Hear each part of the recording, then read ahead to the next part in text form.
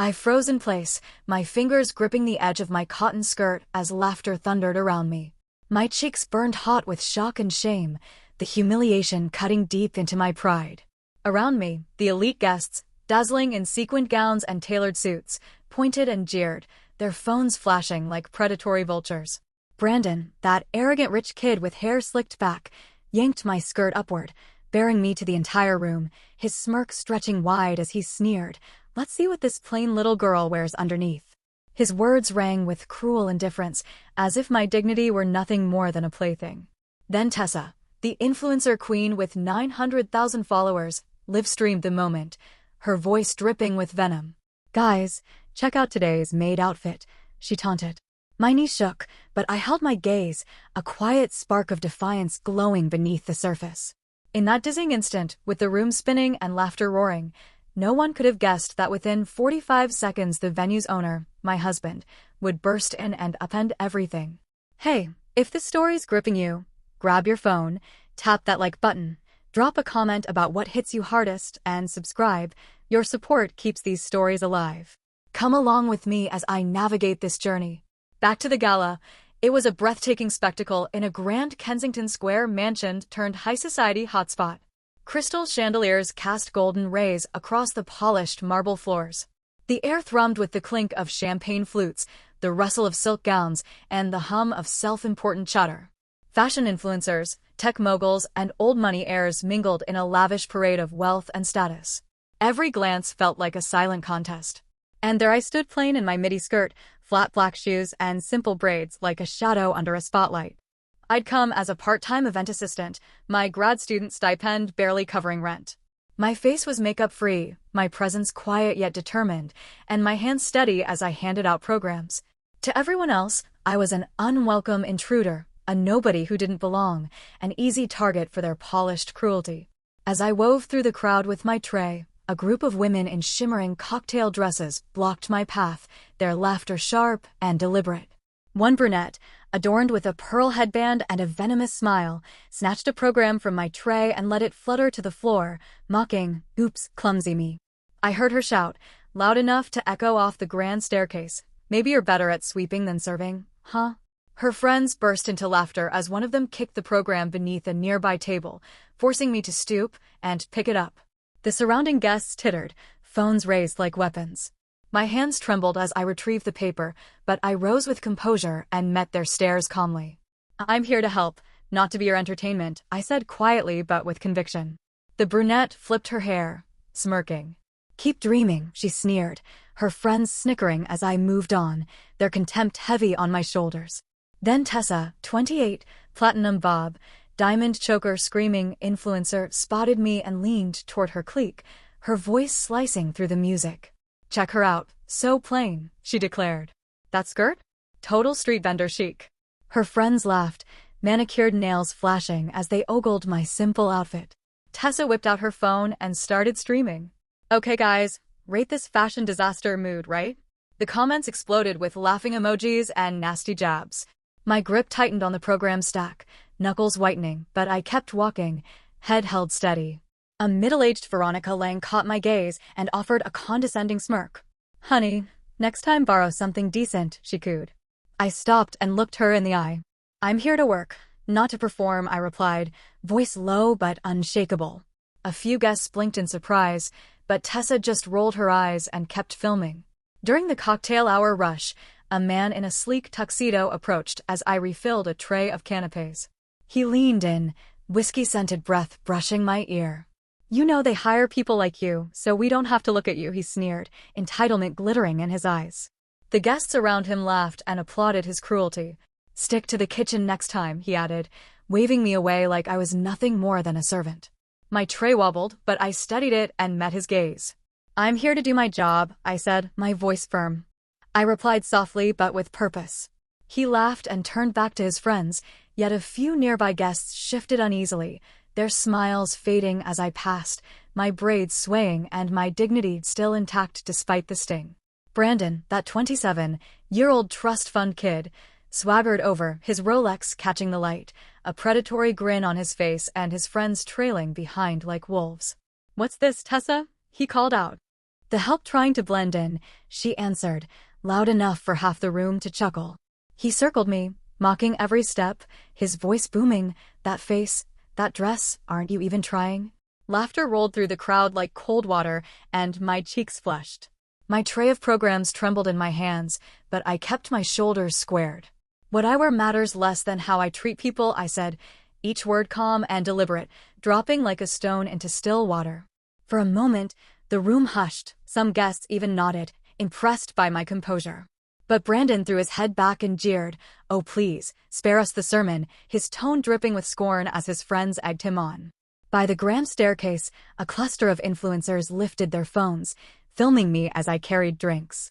One woman, draped in faux fur and letting out a nasal laugh, called, "Hey, budget girl, smile for the camera."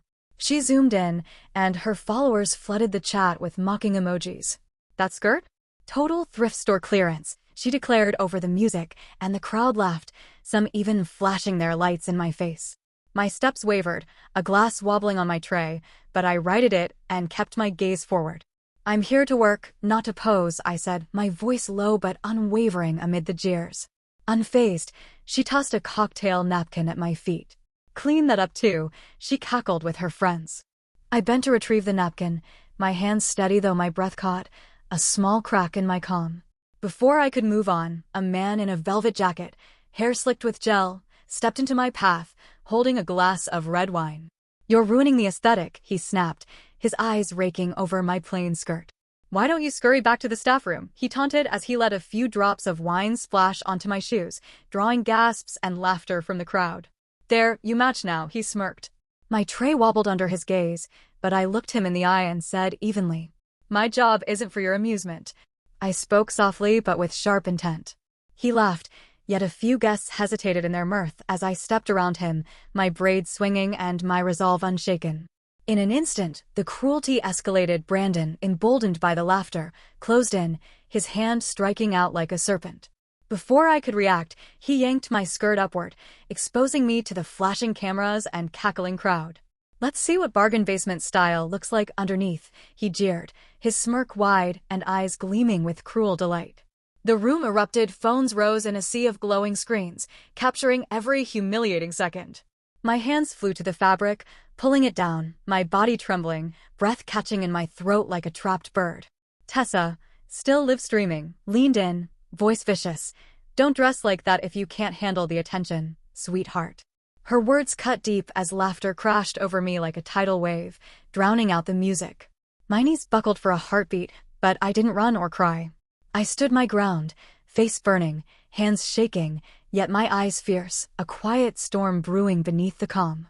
As I regained my balance, a woman in a glittering gold gown, her face tight with disdain, shoved past me and sent a glass of champagne tumbling off my tray.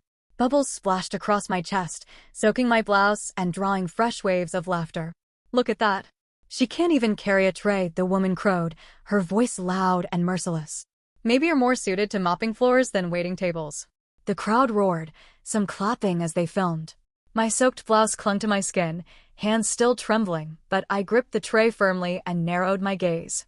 "I'm here to work," I said, my voice steady, each word a quiet act of defiance. The woman smirked and turned away, but a few guests averted their eyes, their laughter fading as I stood tall, my strength a silent rebuke. In a corner of the ballroom, a group of young men in tailored suits clustered together, their mocking voices carrying across the room. One hedge fund heir, his grin smug, called out, "Hey, charity case, who let you out of the back room?"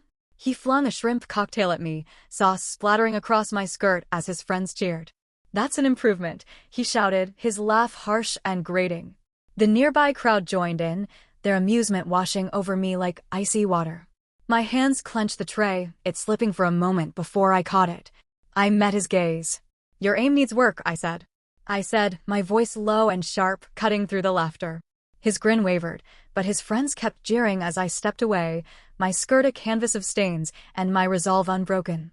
With the room spinning and jeers deafening, I fished my phone from my pocket, my fingers trembling, but moving with purpose, and dialed. "Hi, it's me. I've just been publicly assaulted and harassed. There are plenty of witnesses." I paused, locking eyes on Tessa and Brandon as their smirks faltered. Can you come handle this, counselor? I asked, my tone calm but steely, each word landing like a hammer on stone. The laughter died in the room, waves of unease rippling outward. On Tessa's live stream chat, question marks and confused emojis began to pop up. Brandon twisted his Rolex under the light, voice shaky. "What are you calling your mom?" he sneered, but his bravado cracked. I slipped my phone back into my pocket, my gaze unwavering, my silence a warning hanging heavy in the air. Tessa, spotting the crowd's uncertain mood, grabbed a waiter's glass of orange juice and with a high-pitched giggle poured it over my skirt. "Oops, must have slipped. This fabric's so thin," she mocked, her eyes glinting with malice. The juice soaked through, dripping onto the marble in mocking beads. The crowd roared again, some clapping, others filming, a constellation of cruelty. Not to be outdone, Brandon shoved my shoulder hard, sending me stumbling into the dessert table. A tray of cupcakes toppled, frosting smearing across my shoes. Laughter swelled like a thunderstorm, but I caught myself, hands gripping the table's edge, breath sharp. My skirt dripping, shoes sticky, I straightened up, eyes fierce and unbowed, a quiet resolve holding me together. The ballroom doors burst open so forcefully that the music cut out and every whisper died in my ears. A squad of bodyguards in sleek black suits poured in, their presence like a thunderclap as they swept their gaze across the crowd with icy precision. Right behind them strode Graham, my husband, his steel-gray eyes burning with a quiet intensity that made the air around him crackle. Guests parted in hushed waves as he moved straight toward me.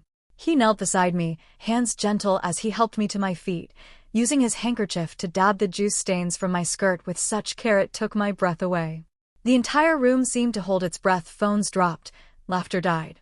Graham turned on the onlookers, his voice ringing out clear and uncompromising, like a blade slicing through silence. "This is my wife, Emily Carver. I threw this party to celebrate her earning her doctorate in international law." Gasps rippled through the crowd, faces draining of color as the room's energy flipped on a dime. His voice chilled the air as he continued, "Anyone who mocked, assaulted, or humiliated her is now permanently banned from every event I host. Legal action for public assault begins immediately."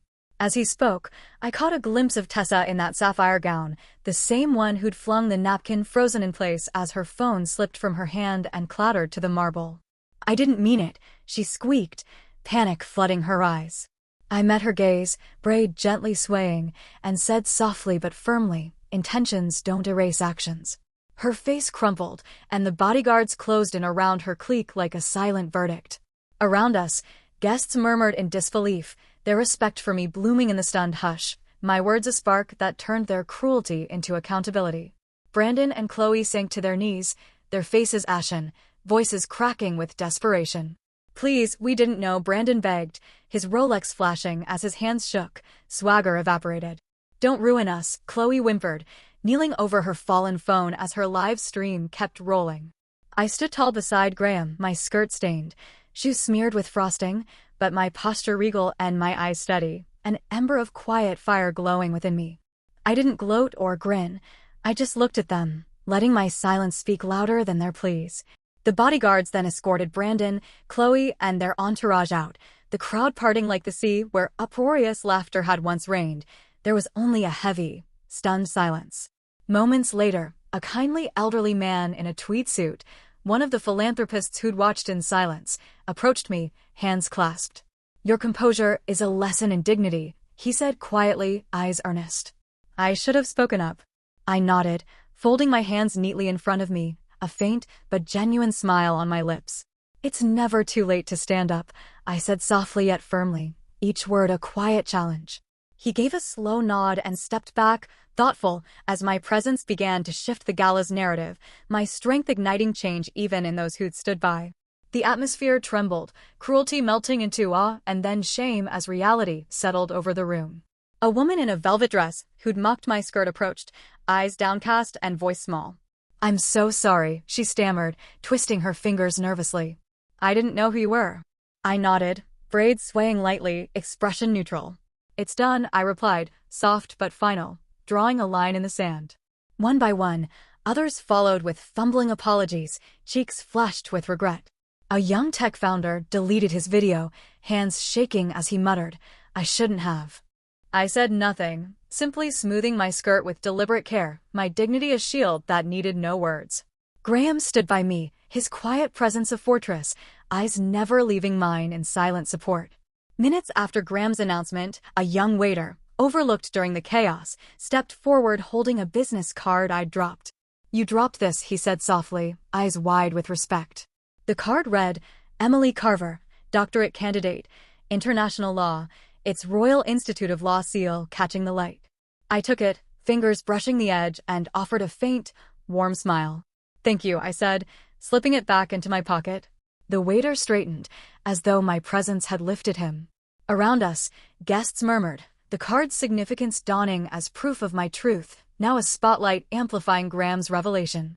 The air grew heavier, charged with a newfound respect. Those who'd mocked me now avoided my gaze, champagne untouched, laughter silenced. A lifestyle reporter, notebook poised, approached with careful deference. "Mrs. Carver, may I ask about your work?" she inquired. I paused, brushing a stray braid behind my ear, eyes thoughtful. "I study how laws can protect the vulnerable," I replied calmly, each word chosen with purpose. "It's about justice, not revenge."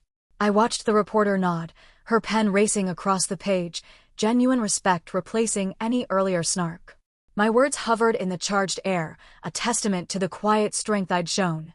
Later, a Lily Jensen, clearly someone's +1 in a borrowed gown, slipped up beside me. Her eyes were bright with wonder. "I saw everything," she whispered, voice shaking. "You didn't let them break you." I folded my hands in front of me, offering a soft but fierce smile. "You choose what defines you," I told her, voice calm and steady. "Other people's words don't get to set your value." She nodded, posture straightening as if I'd handed her a gift of courage, then drifted back into the crowd. Graham stood a few steps away, cradling his coffee cup. His eyes were warm with pride, no booming speeches needed to show me he believed in me. As the night went on, more of the younger guests, college students and +1s, gravitated toward us, drawn by the undercurrent of respect I'd created. A shy girl in a rented dress finally found her courage and asked, voice barely above the soft music, "How do you stay so calm when they're so vicious?" I looked at her, smiled, and repeated what had become my mantra, "You get to decide what matters." Anger's loud, but strength speaks softly. She straightened her shoulders and smiled back, as if she'd already begun to absorb that lesson. A few days later, I found a handwritten note waiting for me at my desk, an apology from a philanthropist who'd stood silent during the ordeal. "I was wrong to stay quiet," it read. "Your grace taught me a new definition of strength." I traced the elegant script with my finger, then tucked the note beside Graham's business card in my pocket, a quiet reminder of the ripple effect one person's resolve can spark. Meanwhile, the fallout from my tormentors was swift and uncompromising.